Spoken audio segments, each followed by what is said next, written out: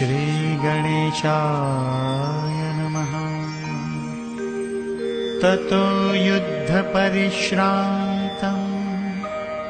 समरे चिन्तया स्थितम् रावणं चाग्रतो दृष्ट्वा युद्धाय समुपस्थितम्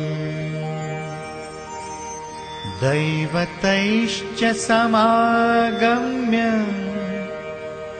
द्रष्टुमभ्यागतो रणम् उपगम्याब्रवीद्राममगस्त्यो भगवांस्तदा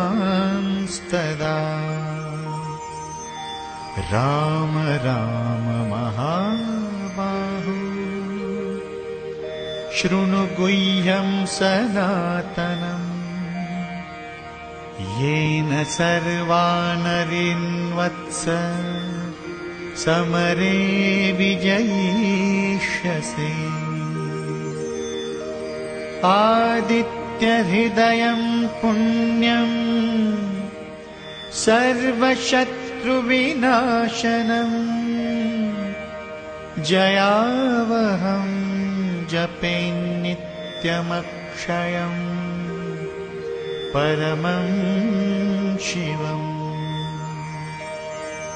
सर्वमङ्गलमाङ्गल्यम् सर्वपापप्रणाशनम् चिन्ताशोकप्रशमनमायुर्वर्धनमुत्तमम्।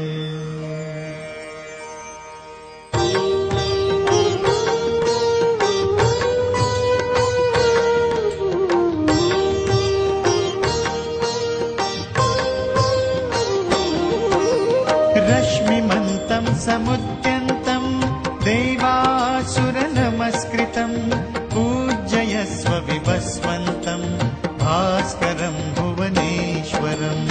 रश्मिमन्तं समुद्यन्तं देवासुरनमस्कृतं पूजयस्व विवस्वन्तं भास्करं भुवनेश्वरम्।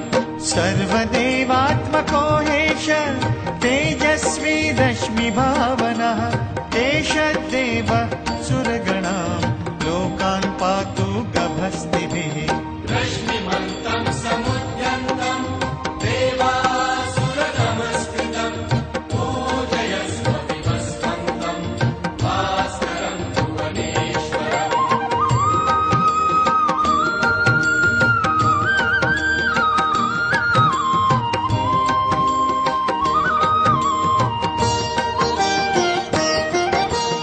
एष ब्रह्मा च विष्णुश्च शिवः स्कन्दः प्रजापतिः महेन्द्रो धनदः कालो यमः सोमो ह्यपाम्पतिः।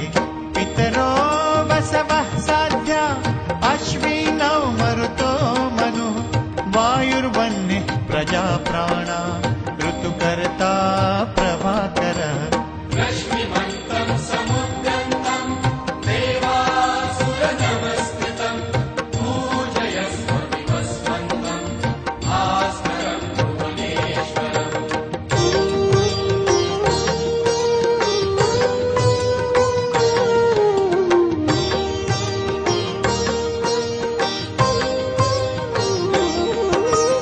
आदित्यः सविता सूर्य खगः पूषा गभस्तिमान् सुवर्णस्तपनो भानुः स्वर्णरेता दिवाकरः। हरिदश्व सहस्रार्चिः सप्त सप्तिर्मरीचिमान् तिमिरोन्मथनः शम्भु त्वष्टा मार्तण्डकोशुमान्। रश्मिमन्तं समुद्यन्तं देवासुरनमस्कृतं पूजयस्व विवस्वन्तं भास्करं भुवनेश्वरम्।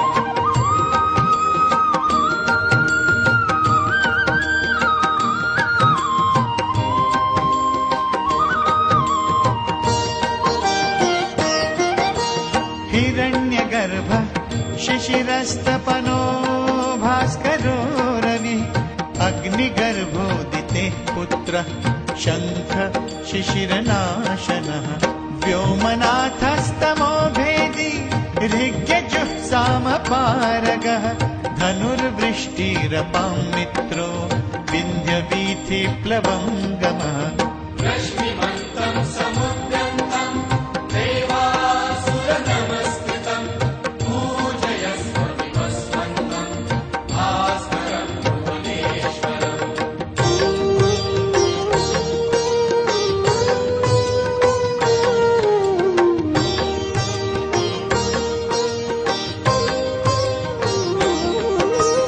आतपी मण्डली मृत्युः पिङ्गलः सर्वतापनः कविर्विश्वो महातेजा रक्तः सर्वभवोद्भवः नक्षत्रग्रहताराणामधिपो विश्वभावनः तेजस्सामपि तेजस्वी द्वादशात्मन्नमोऽस्तु ते रश्मिमन्तं समुद्यन्तं देवासुरनमस्कृतं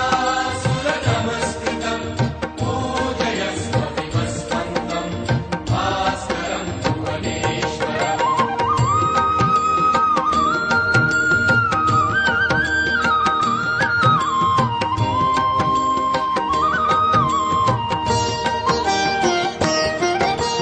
नमः पूर्वाय गिरये पश्चिमायाद्रये नमः ज्योतिर्गणानां पतये दिनाधिपतये नमः जयाय जयभद्राय हर्यश्वाय नमो नमः नमो नमः सहस्रांशो आदित्याय नमो नमः रश्मिमन्तं समुद्यन्तं देवासुरनमस्कृतं पूजयस्व विवस्वन्तं भास्करं भुवनेश्वरम्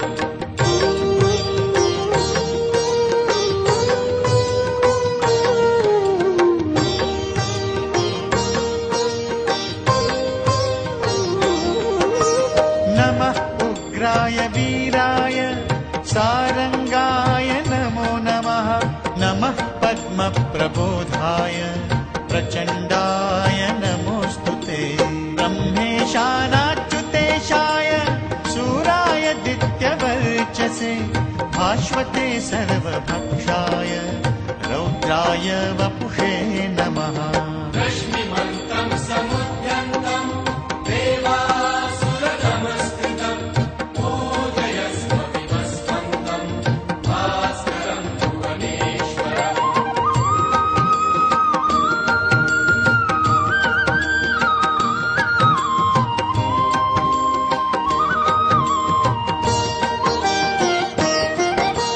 तमोघ्नाय हिमघ्नाय शत्रुघ्नायामितात्मने कृतघ्नघ्नाय देवाय ज्योतिषां पतये नमः तप्तचामीकराभाय हरये विश्वकर्मणे नमस्तमोऽभिनिघ्नाय रुचये लोकसाक्षिणे रश्मिमन्तं